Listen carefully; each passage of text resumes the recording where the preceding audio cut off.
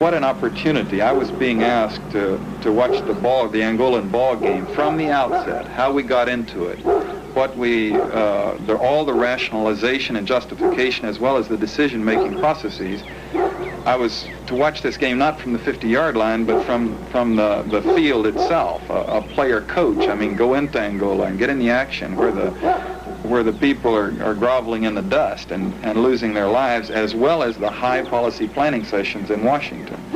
And I was delighted to have the opportunity to sacrifice a year of my life to see just how the U.S. government does this sort of thing.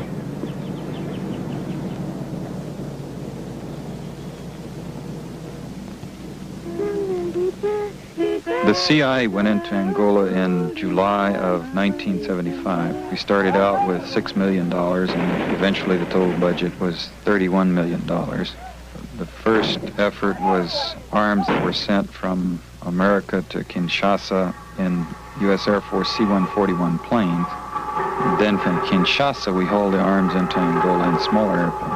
The total was about 1,500 tons of arms, 30,000 rifles and small rockets and mortars. Our funds and arms were going to two of the three Angola factions. One of them headed up by Holden Roberto, who had had a relationship with us for about 15 years, and to Savimbi, who had not been well known by the CIA.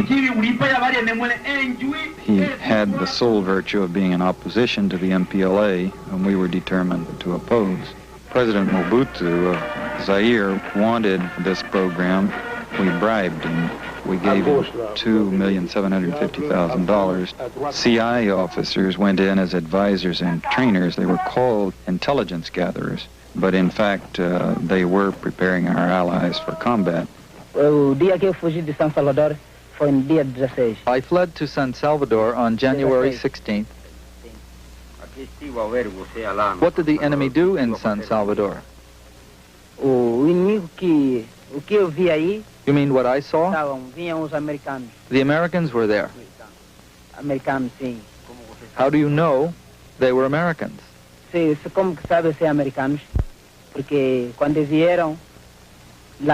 the villagers saw them with their own eyes, they saw they were Americans. There were 20 Americans. These Americans, what did they look like? Were they white? Were they black? Describe them. They were your color, comrade. They were not black. They had chestnut eyes. You know, whites. There were not enough CIA advisors to make a great deal of difference, however, and we hired European mercenaries, and we tried to hire white Angolan refugees to go back in as mercenaries fighting on our side. The CIA collaborated with the South Africans, and it was not officially ordered by the National Security Council, but there was liaison at all levels. The CIA was nervous about the role the Senate might play in this war. Senator Clark on the Foreign Relations Committee made a trip to Africa to review the situation, a fact-finding trip to report to the Senate. The CIA watched him with some apprehension to see that he didn't get information we didn't want him to have. The Senate, led by Senator Clark, shut down the Angola program in December of '75. While the Senate was shutting us down, a Cuban army eventually of 10 to 15,000 combat soldiers, MiG-21 aircraft, tanks, just swept over the FNLA in UNITA.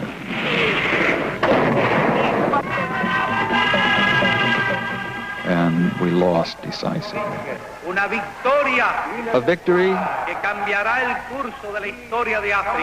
that will change the course of African history. The victory of the heroic people of Angola. Nevertheless, I think we could have won the thing if we had gone in very quickly. When I went out there and came back, I recommended that, I said the forces are about equal right now. And if we go in with immediate, abundant support, we can win. We can take Luanda. By that, I meant tactical air and American advisors. Put in several hundred troops very quickly and put in some of these really monstrous weapons, airplanes, you know, that fly around shooting 8,000 rounds a minute down, and you'd have been into Luanda just like that. It appears, from what you said, that you advocated that the United States should go into Angola with large weapons, lots of firepower, a small detachment of Americans, and that your plan was rejected, and that was the final straw that did it for you. No, that's very definitely a misunderstanding. Yesterday we got distracted. We were into that, and then we didn't get a chance to pursue it, probably changing of cameras or something. I was sick at my stomach that we were going into Angola. I was depressed that the agency would be letting itself get dragged into another paramilitary adventure that quickly after Vietnam, when it would obviously not succeed. We couldn't possibly stay with it. The Senate, the press, and the public wouldn't be about to let us escalate something up to the level that it would have a chance of winning. And it would be highly damaging to the nation and to the CIA particularly to let ourselves get dragged into such a thing. Once, and at the outset when they offered me this job, then I had a choice of, what do I do? Do I participate, or do I resign, or do I quietly lobby for some other job and let someone else run the Angola program? And my decision was that I was going to stay with the program because it was too interesting to see how does the United States get dragged into these things, and how does the CIA conduct them once it's in them. I don't think anybody could turn down that kind of an opportunity. Just to know that it's not what some newspaperman is telling you what happens when he doesn't really know himself. It's what's really happening. You were there running it.